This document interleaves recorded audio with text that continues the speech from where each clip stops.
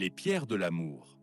Dans un petit village niché entre les collines, vivaient Élise et Samuel. Ils s'étaient mariés jeunes, portés par une passion éclatante.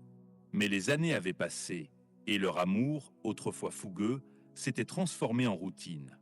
Les disputes étaient devenues fréquentes, les silences plus longs, et chacun pensait, dans le secret de son cœur, que peut-être l'amour leur échappait. Un jour, fatiguée de cette distance grandissante, Élise alla voir son grand-père, un homme sage qui avait vécu un mariage de plus de 50 ans.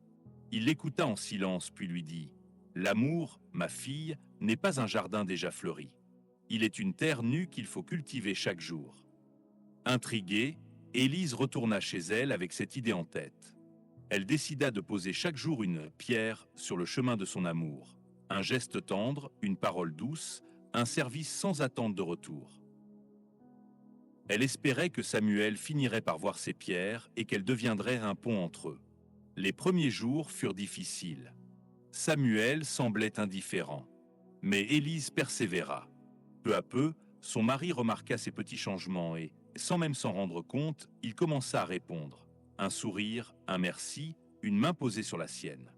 Un soir, alors qu'ils dînaient ensemble dans le calme retrouvé, Samuel lui prit la main et murmura « Je croyais que l'amour devait simplement exister, mais je comprends maintenant qu'il doit être construit.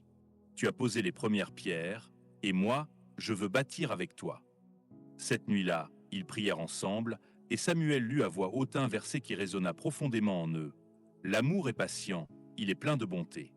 L'amour ne cherche pas son intérêt, il ne s'irrite pas, il ne soupçonne pas le mal. » 1 Corinthiens 13, versets 4 à 5. Ainsi, Élise et Samuel apprirent que l'amour n'était pas un don figé, mais une œuvre vivante, façonnée jour après jour par le pardon, l'attention et la grâce. L'histoire montre que l'amour véritable n'est pas une émotion qui va et vient, mais une construction quotidienne, enrichie par la patience et la foi. Cette histoire offre plusieurs leçons précieuses pour nos relations. 1. L'amour se construit. Comme Élise et Samuel l'ont découvert, l'amour n'est pas un état figé, mais un édifice qui se bâtit jour après jour.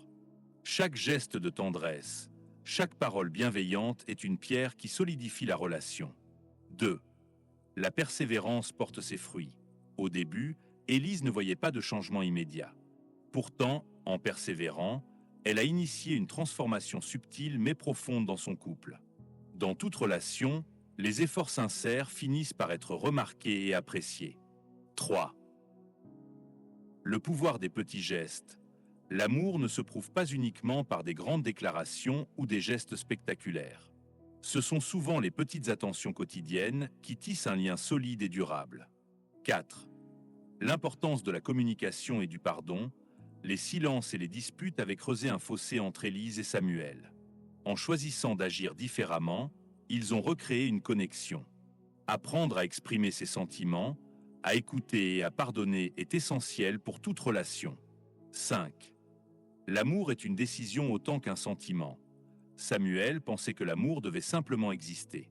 Mais il a compris qu'il exige un engagement conscient, une volonté de construire et d'entretenir la relation. 6. La foi et la spiritualité comme soutien. Pour Élise et Samuel, la prière et le verset biblique ont joué un rôle clé dans leur prise de conscience. Trouver un fondement spirituel ou philosophique peut être un soutien puissant dans les moments de doute. Finalement, cette histoire nous rappelle qu'aimer véritablement, c'est choisir chaque jour d'investir dans la relation avec patience et engagement. Vous avez une relation où vous aimeriez appliquer ces leçons ?